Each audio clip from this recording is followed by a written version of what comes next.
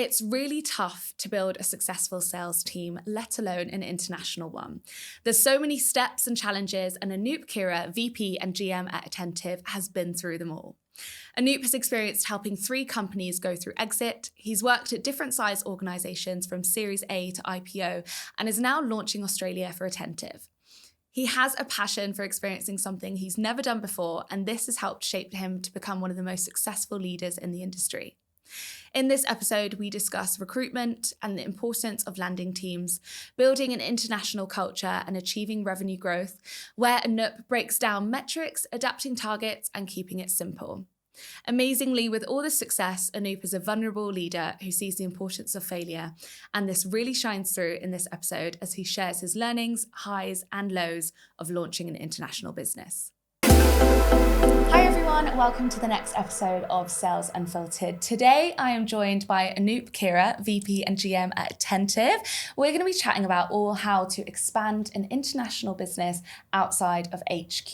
Thank you so much, Anup, for joining us today. No, thank you for having me, Izzy. So there is so much to unpack. We've been going through this on our prep calls, and we really want people listening to this to come away with some actionable advice of how they can build that successful business outside of HQ.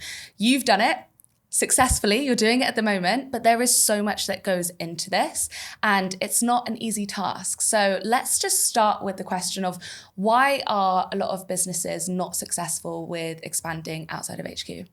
Yeah, I think it's, again, as you called out, it's when you really kind of break it down and look at the task at hand, it's not easy, right?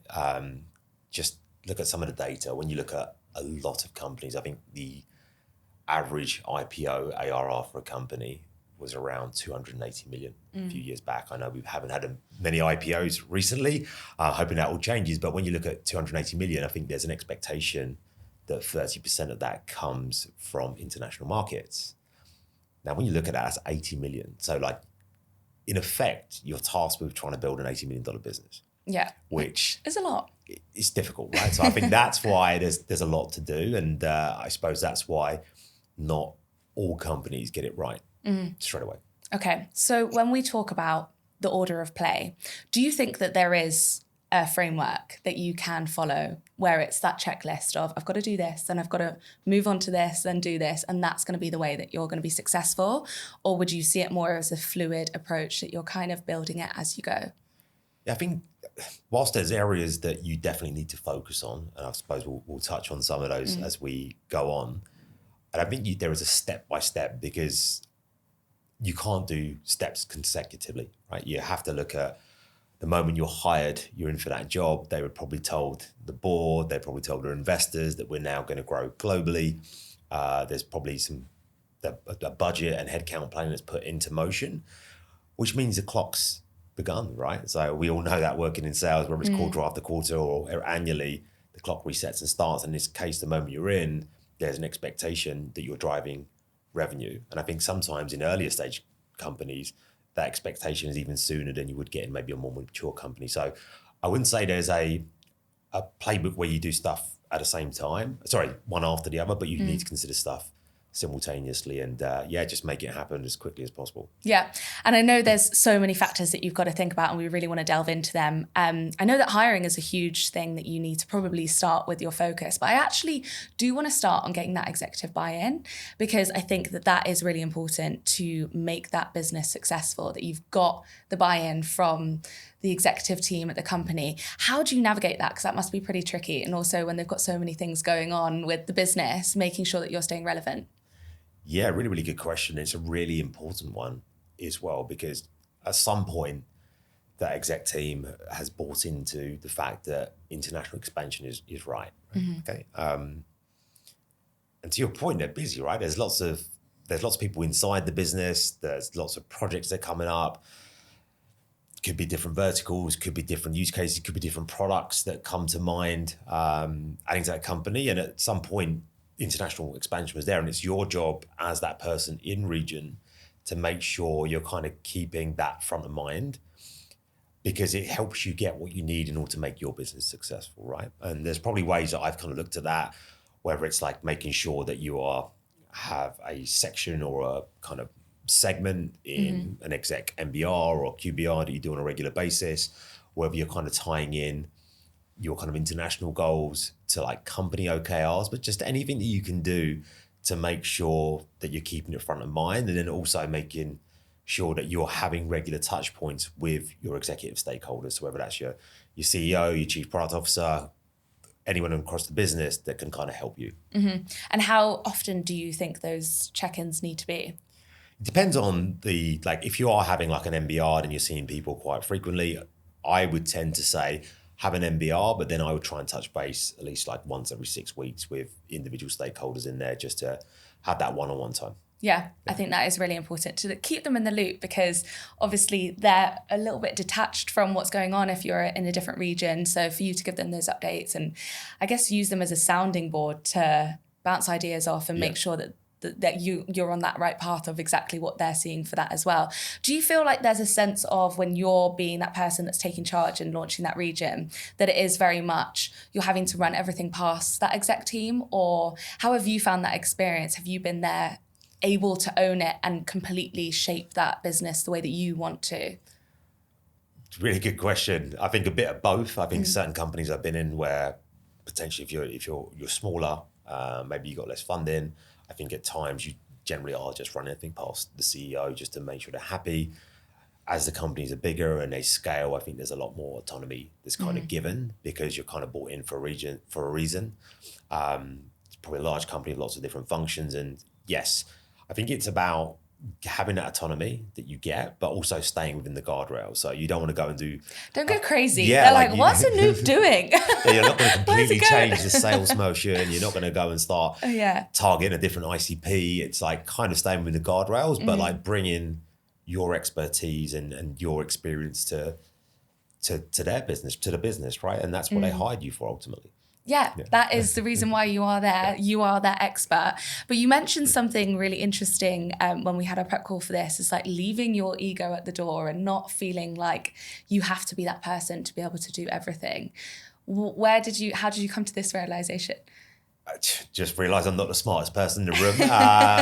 No, I think it's over time. And I think it's two parts. I think one, leveraging other people's skills and talents, experience. I think it's really, really important. But secondly, you can't scale if you don't empower your team and give them trust. Right? That you hired them for a reason, and you can't do everything. You're one person, right? And there's only a certain amount of hours in a day or week. And at that point, you have to, with the people you have, you just have to let them do what they're really, really good at. But it probably then links back into the type of hires that you make, right? An example of that for me would be like, look, if you're going to go and hire someone that's going to build APAC for you, or that region, if you're based in the UK, you know how difficult that time zone difference can be.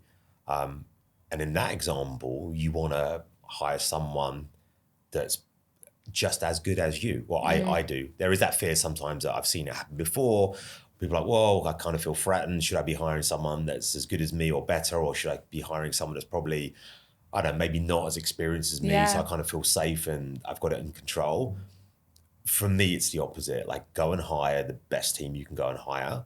Yeah, obviously collaborate, work together, and again, stay within the guardrails. But yeah, you want to be able to trust someone, especially when you're looking at like 11-hour time zone difference. That's such an important point. You're so right. I think we are very, in sales, people want to be the best. You are in this industry because you're competitive, you want to do well, and sometimes you might feel threatened by hiring somebody that's better than you, but to really understand. And I also think we've had conversations about being a great leader. One of those reasonings and best factors for being a great leader is by having that understanding of where your strengths lie, where your gaps are, and then who can fill them, because you can't be able to do everything. That is physically impossible, but it just means that your business is then going to grow. Because if you're hiring 10 Anoops, like, it's going to be a great business, I'm sure, but it's going to be just in one area, whereas you're not going to be able to expand. Yeah, and I think the big call out there is whilst it's having good a competitive edge is great, but you should be competing with your own team. Like, ultimately, you are a team. You're not against each other. And in order to win and succeed at growing that successful international business, you need to be able to work together. Yeah, and definitely. it so becomes a team mindset versus a a me mindset. Yeah, for sure. So you spoke about hiring there and what you need to focus on. So let's really delve into that. When you start launching that new business, you mentioned a landing team. What is a landing team for people that don't know what that is, and why is that so important? Yeah, I think if you ever have the opportunity to launch a new region and you get the opportunity to put a landing team in place, you should 100% do it. Now, a landing team is a team that's normally from head office that would help you build out the region. Okay, so an example of that would be bringing over some AEs or some CS folk or SDRs, whatever functions that you know you're going to need when you build out the region from scratch. Like, can you bring some of that over from HQ to start with? And there's lots of benefits to that, right? Because they know the product, they know, for example, the sales motion, they know the company culture as well, right? So if you have a combination of a landing team and then you combine that with hiring people in region that then know market nuances, know what prospects and customers will respond to in this region, have relationships with some of your target customers and prospects, right? That combination works really, really well, right? It helps you accelerate your kind of time to revenue quickly, right? And kind of just means that you're able to build a good culture that aligns with the company culture at the same time as well, very, very quickly. I don't know why, but I was thinking my sister's going to love this. She's a geography teacher. It made me think of like how plants disperse when the wind comes. It's like a seed goes from that plant and it flies across and it will grow somewhere else. And it's all about just having that same DNA, I guess, and like growing from there. Weird analogy. It's obviously late in the day. But I think that is a really a beneficial way of making sure that it is like growing from the core of what the culture is, and you're going to then grow from there. But when and it might be different for businesses depending on what funding round they are, but is there like a key hire that you would say should be that first hire? Are you looking at ICs or are you looking at leaders? Yeah, it depends. Again, to your point, I think you called out, depends on what stage you are and the funding that you have. If you're at a later stage, I can imagine that you're probably going to, when they're looking at that international expansion, they are considering the multiple roles that are needed out of the gate to be successful. So that's going to be like, okay, how do we create pipeline? Like, we're going to need SDRs, we're going to need AEs to sell, we're going to need CS to support. I think they're going to be the three fundamentals. Outside of that, you could probably get marketing support from HQ. That being said, one of the first things I would always advise is get someone in a region for marketing support as soon as possible. Why is that? Because they're going to know the region, the nuances, like if it's events, like where to even put the right places. They just understand that, right? And that's going to be the person that's going to be kind of knocking on the door for your CMO saying, yeah, we're doing some really great stuff here, or this is what I need in order to drive the brand awareness. Because that's a huge thing as well. How do you build brand awareness and kind of evangelize your business or your product or your brand name in a new region? So marketing's really, really important. So I think going back to late stage companies, there'll be some of the fundamental ones. I think if you're earlier stage, my advice would be probably go one of two ways, depending on if you're going to be that person in region with them. I think I would probably say go for an IC. Okay. And go for ICs first, because you need to go and win logos. There's no point having a really experienced VP of sales that's not going to be prepared to roll up their sleeves, getting the deals, and that the revenue's important from the beginning. Yeah, and you can really get stuck in and go out for new business. Yeah, and once you get to that critical tipping point of when you got the AEs and they're winning deals, and then you kind of like, okay, there's other things that you're focused on. At that point, it definitely makes sense to definitely hire a sales leader that can kind of manage that on a day-to-day, while you can then focus on other things. So if you have gone for the approach where you've got an IC to come in as that landing team, and then a couple of months later it's going really well and you bring in somebody above them, that's that sales leader, what would the dynamic be with, I guess, training that leader? Does the IC have a role and responsibility to kind of coach that leader in a way of saying, this is how we do things? They've been brought over as that landing team to kind of grow the business in the direction that you wanted to originally. Yeah, good question, Izzy. And I think, 100% that IC should play a huge part in bringing that leader up to speed, right? So I think there's two different elements to that. There's the product you have, the sales motion that you have in the business already, what's working, combining that with a sales leader that comes in that can help around kind of deal rigor, best practice, sales framework, and combined. So I think they should be teaching each other, right? It becomes a joint thing. Yeah. And I'm massively on kind of collaboration anyway. I don't think just because you have hierarchies that makes that one person smarter than anyone else or has a secret, the secret sauce more than others. It should be definitely every day, everyone teaching each other what could work and taking best practice and ideas, whether that's like sitting there, could be one of the most experienced sales leaders ever, but coming in there and spending time with an SDR to understand like, okay, what are you hearing? What's your blockers? What are you seeing? And then working together to kind of resolve that. Yeah, I think that collaborative effect is so much more successful. So you've hired a brilliant team. They're doing really, really well. Now I want to talk about how to make it successful and like building that revenue. So when you expand it into a different region, things might be done differently. So once we've got that successful team, how do we make sure that we are growing that revenue? Are you building new playbooks? Are you changing the way that you did things from the HQ, or are you just kind of adapting it as you go? Yeah. When I look at the changes you make, I think, first of all, the danger that anyone can make is trying to change things too quickly. So when you're in that role, I'd say first and foremost, take an element of time just to analyze what's working and what's not working. Fundamentally, you're going to have to maybe refine the sales process and the story based upon the region that you're expanding into, right? But you need to take this solid, the framework and the core of what's worked, for example, in the US. Right? Yeah. But the market's different, right? So there's going to be different challenges, market maturity. So it's a great example. It could be right now, before it might be just like why your company and why they need to buy now a head office. Whereas in a new region, it should be why that particular kind of problem needs to be solved, and then why your company and why now is the answer, right? So it's like understanding what the difference is. I think 100% refining the playbook, but not changing the playbook hugely. I think first and foremost. And then I'd say like focus on, I'd say keeping it simple. There is a danger, and I think I've seen it happen before, where if you think about the business at HQ, they may have been around for many years, right? And so over that time, they've evolved, they've kind of got to a position where they may have multiple use cases, multiple verticals, multiple products. And there's a danger that when you start a new region, you can try and boil the ocean as such, right? It's like, I'm going to try and do everything and do it really, really well. When sometimes what you need to probably do is, okay, where do I really want to focus? How can I get and absolutely nail this one vertical or this one use case and kind of build my brand in region around this specific area? Because once you master something, at that point when you've nailed it and your SDR teams know the exact outreach to kind of say to get people's attention, your sales reps know exactly how to talk to that particular prospect around the use case and the challenges they may face and how to overcome. Your CS team know exactly how to service that customer to drive the best results. Then you're in a position, I believe, to then kind of slowly expand out and then bring in some of the other wonderful things that they may offer in HQ. So like kind of keep it simple as well.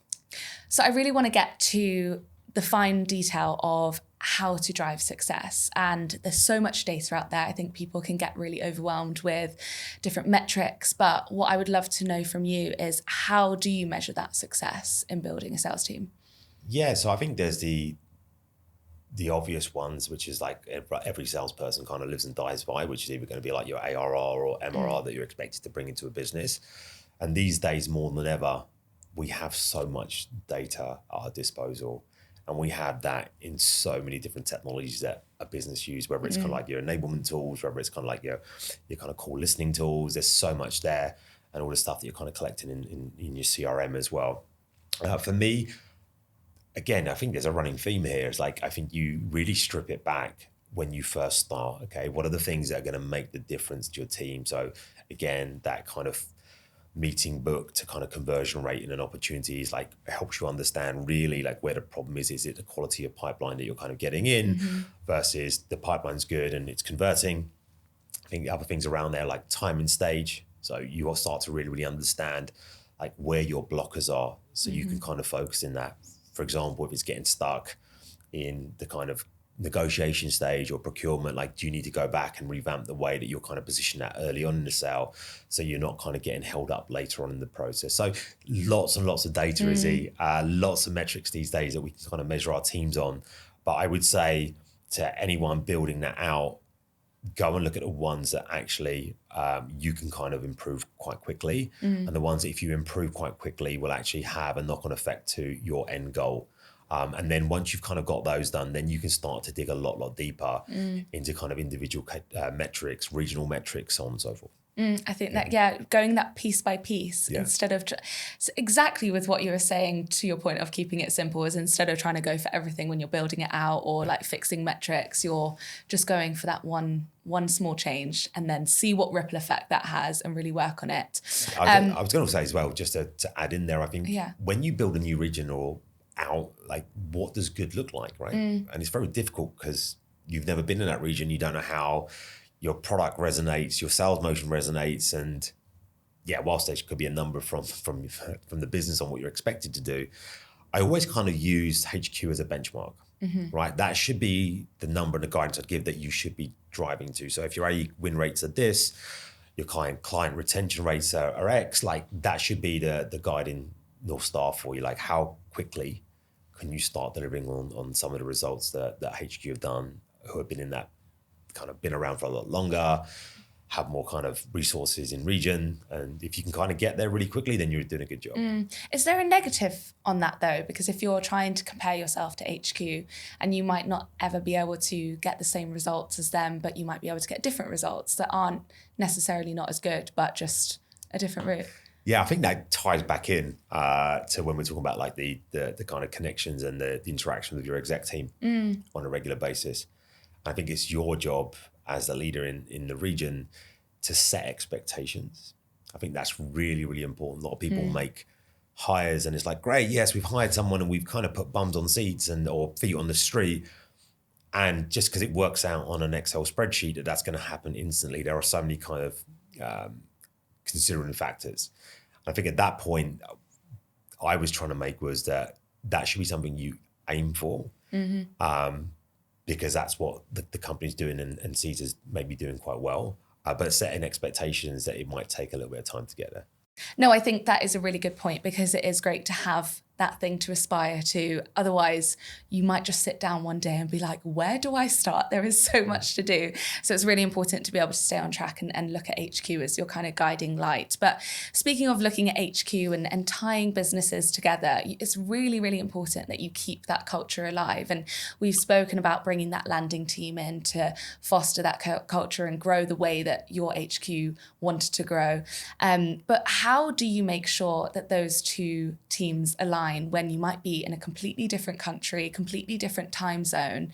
How can you make sure that you all feel like one company instead of two separate ones? Yeah, great question. For me, what I've tended to do when building out new regions is kind of have a hybrid working model first and foremost, because before building a connection to HQ, I need to build the connection in region. And so by enabling like sales, CS, SDRs, marketing, all to kind of come in a couple of days a week, kind of learn, foster those relationships, means that you reduce your ramp time for a start, but you start to build something special where people kind of start to build friendships and relationships as well in a good way. Once you have that, I think it's really important that your company HQ starts to embrace being a global company, right? And that means simple things, right? Like having town halls or QBRs, and then kind of ensuring that your team gets some of the time or highlighted in some of the stuff they're doing. And as well as like doing it as one team, it's really important for that cross-functional team to kind of work with its cross-functional counterparts. So that regional versus like departmental mix that you need to have to say, yes, we're together as a wider company, but then I'm going to let the SDRs really collaborate with the SDR teams in HQ and what they're doing and sales. So it's like making sure there's enough kind of opportunities where that can happen. And I think that's down to you as the leader, but also needing that buy-in and getting that backing from head office to make sure that happens. Anup, thank you so much for giving us all of your advice today. You have built and are still building a really successful team in a different region, and I can't wait to see where you go with your career. So thank you so much for lending your advice to all of our listeners today. But one last question that I ask every guest on Sales Unfiltered is, what is one challenge or failure that you faced in your career? And it might be with what we're talking about today, what you've done, something that you, I guess, would look back at yourself 5-10 years ago and say, what would I do different? But what is that one thing that's played a real pivotal moment on where you are today? Yeah, hopefully you don't think that I should have done this interview different. So differently. No, I didn't mean the interview. I mean, just your whole career just should have been so different. I know, I'm only messing around. I think that's, so many things that I probably made mistakes on. Yeah. If I was going to look at one of the first things, I think it was one of my first kind of management mistakes. I think there's that excitement of when you kind of get your shot at being a manager and you've got a team. If I look back now, one of the biggest mistakes I made as first-time management was my leading style was kind of tell versus ask, right? So kind of you get a job and you're like, yes, and you kind of was probably telling people what to do, and that kind of ask methodology and mentality. And then over time you learn, right, that you want to bring people with you, and it becomes more about the pull factor and how you can align people and get them on the path and journey and the vision that you have versus trying to push them there. So I think how did you learn that? The hard way, kind of telling people, and they probably didn't appreciate it. So I was like, okay, I need to reset. And it's about feedback, right? I think one thing that's really important at any stage is that I probably learned over time as well is, as a leader, you should be asking for feedback from your teams, right? I know that can be difficult because people are like, oh, it's a boss, I don't want to give honest feedback. Do it in a way that's anonymous, right? Ask for that feedback from some of your leadership team as well, and kind of have that continuously, because feedback's important at every level of the organization, and you can only get better by taking on board that feedback and evolving and learning from it. Yeah, and I guess starting that journey of, as we were talking about today's episode, like launching that new region, if you're starting at the beginning, like start from there and build that culture of that honest feedback where that's how you're setting those foundations, that it's okay and it's all good, not just from rep to manager, but also from rep to rep. I think so many people need to be able to not only give it, but also be able to receive it in a way, because it is tough sometimes, but it's what will help you grow and be more effective. Exactly, 100%. Well, thank you so much. Really, really enjoyed our chat today. Hope everybody at home listening enjoyed it as well. And we'll see you next week for the next episode. Thanks so much for listening. Check out the channel for more episodes like this one, and we'll see you next week.